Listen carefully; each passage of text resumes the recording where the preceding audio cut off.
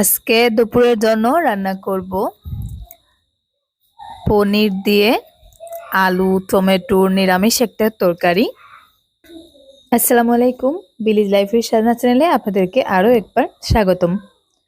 আজকে দুপুরের জন্য আমি রান্না করব, দেখুন, ছোট ছোট আলু, সাথে আছে টমেটো এবং পনির। পনিরের একেবারে সহজ এবং সিম্পল মজাদার একটা রেসিপি আপনাদের সাথে শেয়ার করতে যাচ্ছি। খুব ছোট্ট একটা ভিডিও শেয়ার করেছি, আশা করি ভিডিওটা ভালো লাগবে। তাই রিকোয়েস্ট করব স্কিপ না করে একটু ধৈর্য সহকারে ভিডিওতে একটা লাইক দিয়ে শেষ পর্যন্ত দেখতে থাকুন। আমি এখানে নিয়েছি 2টা টমেটো, ছোট ছোট কয়েকটা আলু, আর আছে হাফ কেজি ওজনের 1 কৌটা পনির।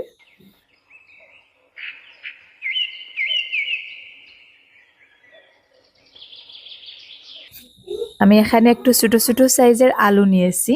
বড় আলুর তুলনায় ছোট আলুগুলোর টেস্টটা একটু বেশি হয়। আলুগুলো যেহেতু ছোট ছোট, তাই কাটতে একটু বেশি সময় লাগতেছে।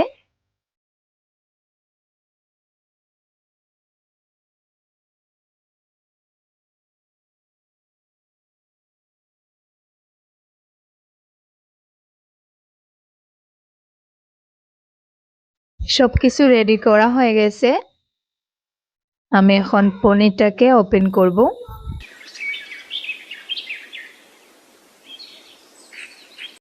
আধা কেজি পনিরের সাথে আমি নিয়েছি ছোট আলু এবং টমেটো, 2টা মিলিয়ে আধা কেজির থেকে হয়তো একটু কম পরিমাণই হবে।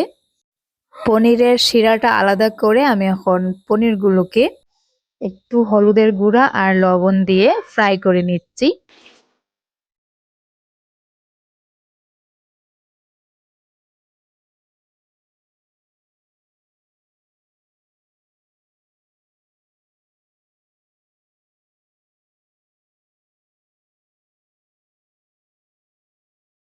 সবকিছু অ্যারেঞ্জমেন্ট শেষ। দেখুন এখানে আলু, টমেটোর পরিমাণ, আর হচ্ছে পনিরের পরিমাণ, আর সাথে মশলাপাতি, তেল যা যা ছিল ডালাতে করে নিয়ে এসেছি। এখন জাস্ট রান্নাটা করব। তো যাই হোক, এতক্ষণ থেকে যারা ভিডিও দেখতেছেন অথচ ভিডিওতে একটা লাইক দিতে এখন বলে গেছে, প্লিজ একটা লাইক দিয়ে ভিডিওটা কন্টিনিউ করুন। আর সেই সাথে যারা আজকে আমার চ্যানেলে নতুন, আজকেই হয়তো চ্যানেলটাকে ফার্স্ট ভিজিট করেছেন, কিন্তু চ্যানেলটাকে এখনো সাবস্ক্রাইব করা হয়নি। আমার দৈনন্দিন জীবনে সাধারণ সিম্পল রান্নাবান্নাগুলোর ভিডিও নোটিফিকেশন পেতে আমার চ্যানেলটাকে সাবস্ক্রাইব করে পাশে থাকা বেল আইকনের অল অপশনটাকেও ক্লিক করে রাখবেন। দেখুন পনিরটাকে ফ্রাই করা হয়ে গেছে, এখন আমি নামিয়ে নিব। পনির ভাজার পরে যে তেলটা বের হয়েছে, ওই তেলেই আমি দিয়ে দিচ্ছি 3-4টে এলাচ আর একটু দারচিনি। পেঁয়াজ কুচি দিয়ে পেঁয়াজটাকে হালকা ব্রাউন কালার করে ভেজে আমি পরিমাণ মতন রসুন বাটা দিয়ে দিব। দিয়ে দিলাম 1 চামচ রসুন বাটা। কাঁচা মশলা হিসাবে আর আমার কিছু লাগবে না। কাঁচা মশলাটাকে একটু কষিয়ে দিয়ে দিব একটু পানি। এখন একটু একটু করে পরিমাণ মতো গুঁড়া মশলাটা দিয়ে দিচ্ছি। 1 চামচ হলুদের গুঁড়া, 1 চামচ ধনিয়া গুঁড়া, 1.5 চামচ মরিচের গুঁড়া আর পরিমাণ মতো লবণ। মশলাটা ভালো করে কষিয়ে আলু এবং টমেটোটা দিয়ে দিব।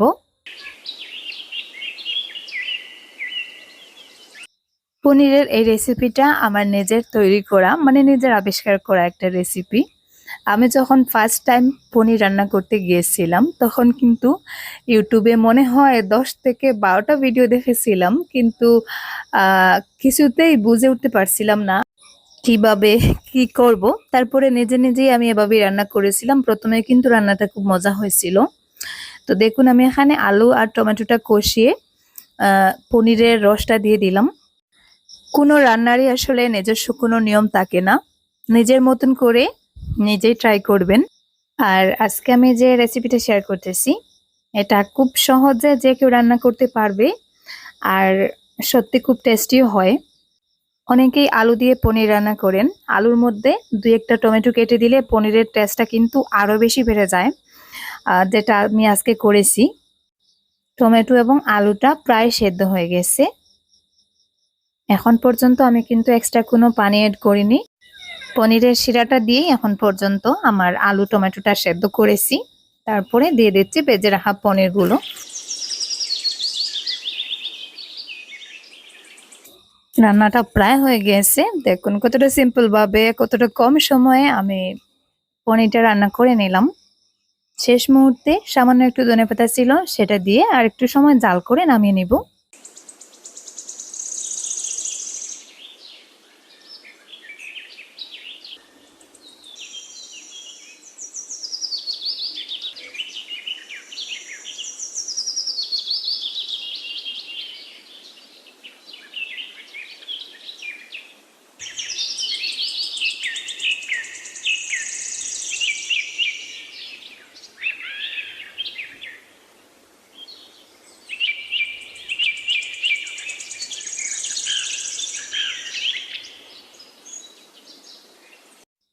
খাবার খেতে বসে পড়েছি।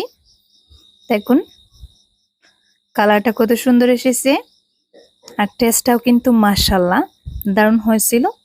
পনির রান্না করতে গেলেই যে এটা সেটা তেমন কোনো স্পেশাল মশলার প্রয়োজন হয় না।